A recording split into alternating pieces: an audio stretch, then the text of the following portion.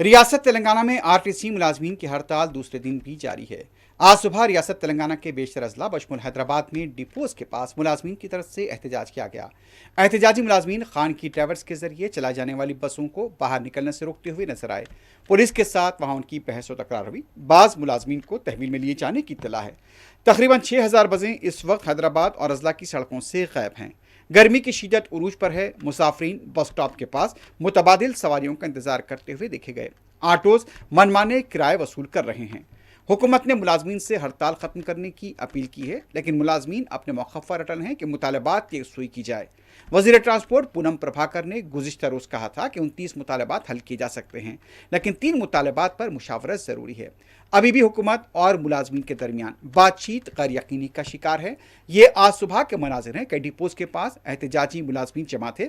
बसों को वहां से निकलने से रोक दिया गया है। इस दौरान पुलिस के मुलाजमीन के साथ बहस व तकरार हुई। कई लोग यहाँ पर एहतजाज करते जज्बाती भी देखे गए। मुलाजमीन, उनका यह कहना था कि हुकूमत को हमारे मुतालबात कबूल करने चाहिए। अपने हक के लिए हम एहतजाज कर रहे हैं और इस मौके पर नारेबाजी की गई। मुलाजमीन का यह भी कहना है कि कांग्रेस पार्टी ने अपने मंशूर में जो वादा किया था, उन वादे को पूरा करना चाहिए।